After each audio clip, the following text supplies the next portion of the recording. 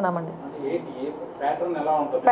Pattern ఏంటంటే ఇప్పుడు already ఇప్పుడు మనకి నైట్ అయ్యేసరికి చాలామంది గుంపులుగా చేరటాలు, గంజాయి తీసుకోవడాలు రోడ్ల మీద నేను చాలా సందర్భాల్లో చూశాను. ఎక్కువ నేను పాయకరపేట నుంచి వచ్చేటప్పుడు కానీ జర్నీస్ చేసేటప్పుడు కానీ చూసుకుంటే ఒక చిన్న చిన్న గట్ల మీద గ్రూప్ ఆఫ్ పీపుల్ కూర్చోవటం, ఆ వచ్చే వాళ్ళు వచ్చే వెహికల్స్ని ఆపడం, చైన్ స్నాచింగ్స్ ఇవన్నీ కూడా చాలా ఎక్కువగా జరుగుతున్నాయి. సో సిటీ సరౌండింగ్స్ అంతా కూడా ఆ అలర్ట్నెస్ అనేది క్రియేట్ చేయాలి ఫస్ట్. అంటే ఈ గుంపులుగా కూర్చొని రోడ్ల మీద కూర్చొని గంజాయి తాగేది, రోడ్ల మీద వాళ్ళు వీరంగం చేసేది, రోడ్ల మీద వెళ్ళే పాసెంజర్స్ని ఆపేది, ముందు అలాంటివన్నీ కొంచెం ఉన్నవి కంట్రోల్ అవ్వాలి.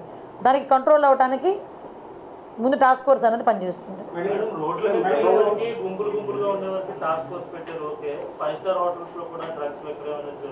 అమ్మ ఇంకొకటి కూడా చెప్తున్నా, ఇప్పుడు ప్రతి ఒక్క చోట పోలీసులు వెళ్ళి కూర్చొని చూడలేదు.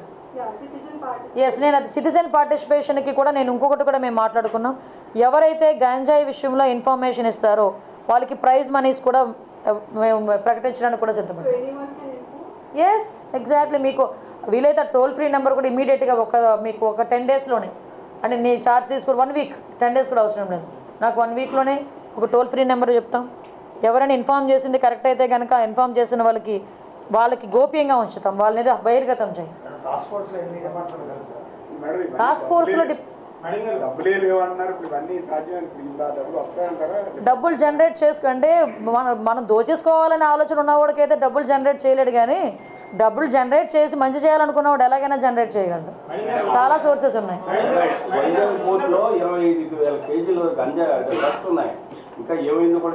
నేను ఇందాక అడిగానంటే సిబిఐ ఎంక్వైరీ, ఇందాక సిపి గారిని అడిగాను ఆ విషయం కూడా, ఏంటి దాని పరిస్థితి ఏంటని అడిగితే సిబిఐ ఎంక్వైరీలో ఉందన్నారు. నేను ఒకసారి అది కూడా తెప్పించుకుంటాను.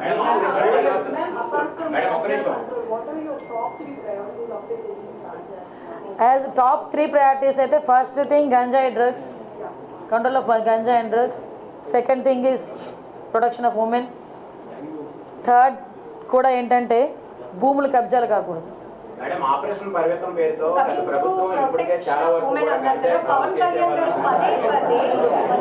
ఎవరో ఒకరు అడగండి, చెప్పమ్మా కన్నా. ఇప్పుడు ఉన్నటువంటి సిచ్యువేషన్ లో ఆ రైతులు ఎవరైతే గంజాయి పండించే రైతులకు ప్రత్యామ్నాయంగా ఏదైనా వాణిజ్య పద్ధతుల్లో. Yes, exactly. మీరు మంచి పాయింట్ అడిగారు. యాక్చువల్గా ఒక నిమిషం విషయం, గంజాయి సాగు అనేది గత లాస్ట్ 30 years నుంచి జరుగుతుంది. ఇప్పటికీ టిల్ అదే కంటిన్యూ అవుతుంది. మీరు ఆ మూలాలను ఏదైతే ఆ రైతులను అక్కడి నుంచి పండించకుండా ఇవన్నీ చేస్తే ఉపయోగం ఉంటుందా? అంటే ఒకటేంటంటే భయం క్రియేట్ అవ్వాలి, 2 వాళ్ళకి లైవ్లీహుడ్ కావాలి. ఈరోజు గంజాయి ఎందుకు పండిస్తున్నారు? వాళ్ళు గిరిజనులు, అందరూ కూడా అమాయకులు. వాళ్ళు గిరిజనుల చేత పండిస్తున్నారు. వాళ్ళు కొంతమంది పెట్టుబడి పెడుతున్నారు, వెళ్ళి ఎకరాకి 1 లక్ష ఇస్తాను, ఎకరాకి 2 లక్షలు ఇస్తాను అని వాళ్ళకి చేత పండిస్తున్నారు. ఆ తాలూకా దాని రెస్పాన్సిబిలిటీ అంతా పాపం ఆ గిరిజనులు భరిస్తున్నారు. రేపు పొద్దున్న ఎవరైతే పెట్టుబడి పెట్టాడో వాడు దొరకడు. మనకి ఎవరు దొరుకుతాడో, అక్కడ ఎవరైతే పండిస్తున్నాడో వాడు దొరుకుతాడు పోలీసులు వెళ్తే. సో అటువంటి సిచ్యువేషన్స్లో వాళ్ళకి మనం కొంచెం మోటివేట్ చేయాలి, అవేర్నెస్